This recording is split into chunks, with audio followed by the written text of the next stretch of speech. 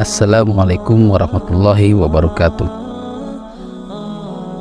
Alhamdulillah, segala puji bagi Allah yang Maha Pengasih dan Maha Penyayang, yang membalas doa hamba-hambanya apabila kita berdoa dan mengingatnya. Pertama-tama, marilah kita panjatkan puja dan puji kehadirat Allah Subhanahu wa Ta'ala yang mana telah mempertemukan kita dalam channel ini dengan keadaan sehat walafiat. Sahabat Nas Channel yang dirahmati Allah, salawat serta salam tak lupa mari kita junjung tinggi kepada baginda Nabi Muhammad SAW, keluarganya beserta sahabat. Semoga kita semua mendapatkan syafaatnya dan mendapat petunjuk hingga hari kiamat nanti. Amin ya rabbal alamin. Sahabat Nas Channel yang dirahmati Allah, sebagai seorang muslim, tujuan akhir kita adalah kematian dan hari akhirat. Kita menyadari akan hal tersebut sehingga kita berlomba-lomba beribadah agar kita bisa mencapai surganya Allah Subhanahu wa Ta'ala. Namun kita sebagai manusia seringkali hanya fokus membangun hubungan kepada Allah saja. Sedangkan Rasulullah SAW telah mengajarkan kita untuk membangun hubungan kepada manusia juga. Dalam kesempatan kali ini, saya ingin berbagi informasi kepada kita semua bahwasanya ada sebuah perbuatan yang bisa menghapus hubungan dengan manusia, juga membuat roh kita terkatung-katung di alam barzah, yang mana banyak dilakukan manusia dari zaman dahulu sampai sekarang. Perbuatan itu adalah hutang. Banyak sekali hadis-hadis Nabi SAW yang menjelaskan tentang bahaya berhutang. Semua hadis tersebut memberikan pelajaran kepada kita untuk tidak bermudah-mudah dalam berhutang, kecuali dalam keadaan darurat atau bersemangat untuk melunasi hutang sesegera mungkin. Berikut ini beberapa hadis yang menjelaskan tentang bahaya berhutang. Hadis pertama, jangan meneror dirimu sendiri padahal sebelumnya sudah aman. Dari Uqbah bin Amir radhiyallahu anhu, Rasulullah SAW bersabda, jangan kalian meneror diri kalian sendiri padahal sebelumnya kalian dalam keadaan aman. Para sahabat bertanya, apakah itu wahai Rasulullah? Rasulullah menjawab, itulah hutang. Asy-Syan'ani rahimahullah menjelaskan, karena hutang itu menjadi teror bagi sang penghutang di siang hari dan menjadi kegelisahan baginya di malam hari. Maka seorang hamba jika dia mampu untuk tidak berhutang, maka janganlah dia meneror dirinya sendiri.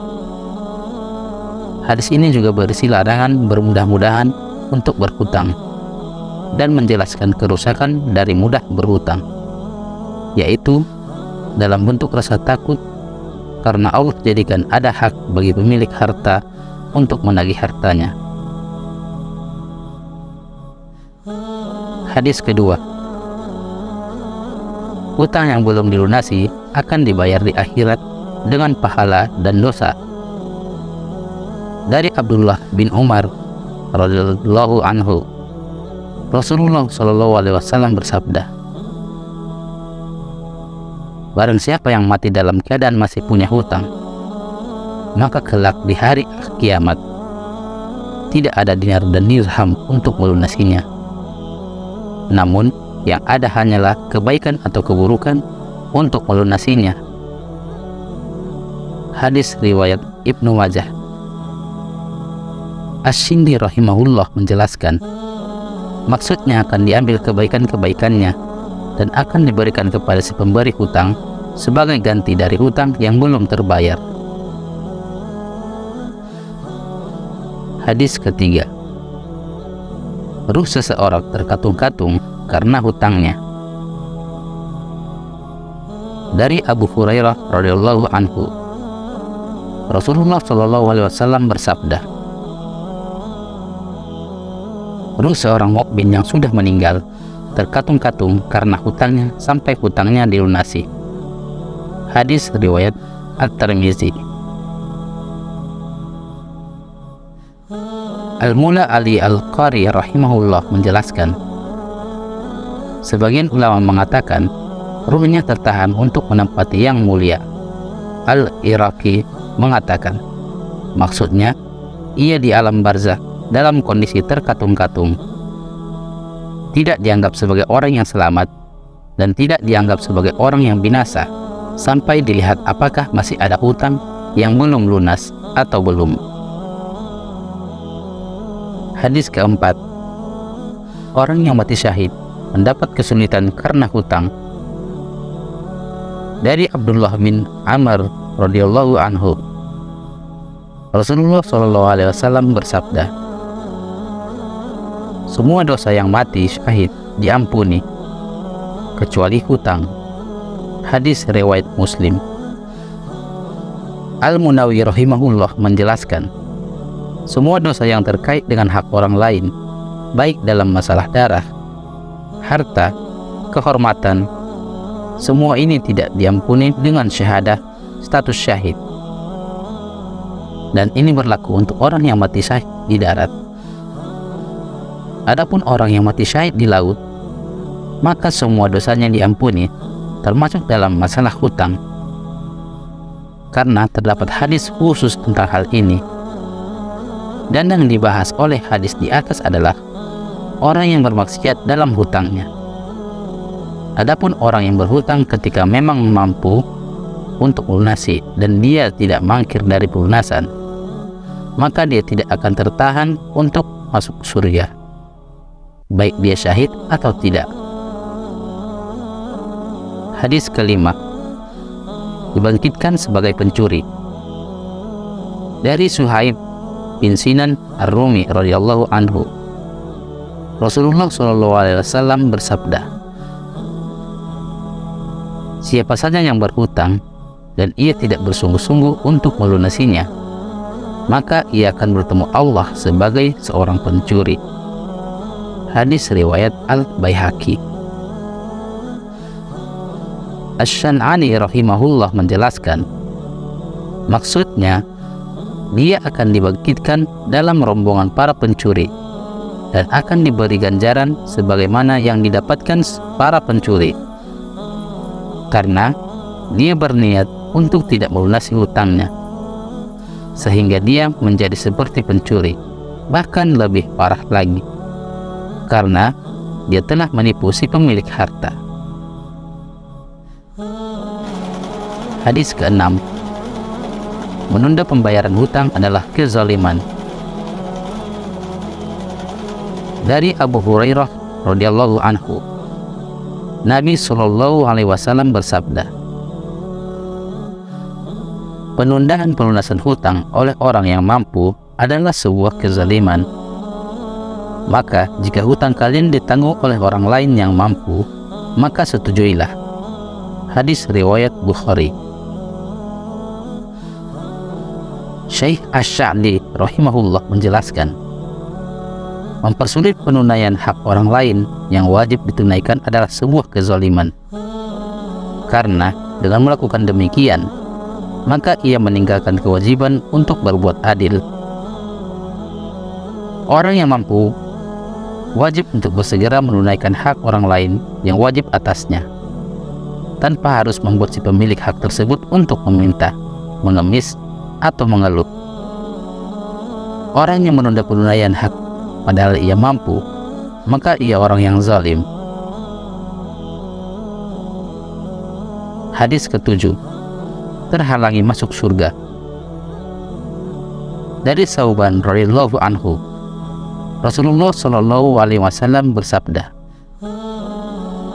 barang siapa yang ruhnya terpisah dari jasadnya dan dia terbebas dari 3 hal: kesombongan, ghulul harta khianat, dan hutang, maka dia akan masuk surga. Hadis riwayat Ibnu Majah. Hadis ke-8. Hutang membuat seseorang mudah berdusta. Dari Aisyah radhiyallahu anha, beliau berkata, Rasulullah Shallallahu alaihi wasallam biasa berdoa di dalam salatnya, Ya Allah, aku memohon perlindungan kepadamu dari azab kubur. Aku memohon perlindungan kepadamu dari fitnah Al-Masih Ad-Dajjal. Aku memohon perlindungan kepadamu dari fitnah orang yang hidup dan orang yang sudah mati. Aku memohon perlindungan kepadamu dari dosa dan hutang. Lalu seseorang bertanya kepada beliau, Wahai Rasulullah, betapa seringnya engkau berlindung dari hutang? Beliau menjawab, sesungguhnya seseorang yang biasa berhutang, jika dia berbicara, dia akan berdusta. Jika dia berjanji, dia akan mengingkarinya. Hadis riwayat Bukhari. Mengapa orang yang suka berhutang cenderung suka berbohong dan mengingkari janji? Syekh Abdul Karim Al-Khudair menjelaskan, dia akan berdusta agar bisa menghindarkan diri dari si pemberi hutang, dan dia juga akan mudah mengingkar janji agar bisa menghindarkan diri dari si pemberi hutang. Hadis ke-9. Rasulullah tidak mau mensolati orang yang berhutang. Dari Jabir bin Abdullah radhiyallahu anhu, ia mengatakan, ada seorang laki-laki di antara kami meninggal dunia. Lalu kami memandikannya, menutupinya dengan kapas dan mengkafaninya. Kemudian kami mendatangi Rasulullah Shallallahu alaihi wasallam dan kami tanyakan, apakah baginda akan menyelatkannya? Beliau melangkah beberapa langkah kemudian bertanya, apakah ia mempunyai hutang? Kami menjawab, 2 dinar. Lalu beliau kembali. Maka Abu Qatadah menanggung hutang tersebut. Ketika kami mendatanginya, Abu Qatadah berkata, 2 dinar itu menjadi tanggunganku. Lalu Rasulullah SAW bersabda, betul-betul engkau tanggung hutang mayit sampai lunas? Qatadah mengatakan, ya betul. Maka Nabi pun mensolatinya. Hadis riwayat Abu Daud. Syekh Muhammad bin Saleh Al-Utsaimin rahimahullah menjelaskan, tidak semestinya seseorang untuk bermudah-mudahan berhutang, kecuali sangat darurat, karena hutang dapat menghalangi syafaat dari orang-orang yang memberi syafaat. Rasulullah SAW menolak untuk mensolati orang yang mempunyai hutang, karena solatnya beliau adalah syafaat, dan hutang membuat terhalangnya syafaat, bahkan sampai orang yang syahid fisabilillah, yang semua dosanya diampuni, namun dosa hutangnya tidak diampuni. Hadis ke-10. Akan diberikan kehancuran oleh Allah. Dari Abu Hurairah radhiyallahu anhu, Rasulullah Shallallahu alaihi wasallam bersabda, orang yang mengambil harta orang lain berhutang dengan niat untuk melunasinya kelak, maka Allah akan menolong dia untuk melunasinya. Adapun orang yang mengambil harta orang lain dengan niat tidak akan melunasinya, maka Allah akan hancurkan dia. Hadis riwayat Bukhari. Al-Mula Ali Al-Qari rahimahullah menjelaskan, maksudnya orang yang berhutang tanpa kebutuhan dan tidak bermaksud untuk melunasinya, maka Allah akan hancurkan dia, yaitu Allah tidak akan menolongnya dan tidak Allah beri keluasan rezeki. Bahkan Allah akan menghancurkan dia karena dia sejak awal sudah berniat menghancurkan harta seorang muslim. Demikianlah ancaman bagi seorang muslim yang meninggal dalam kondisi mempunyai hutang.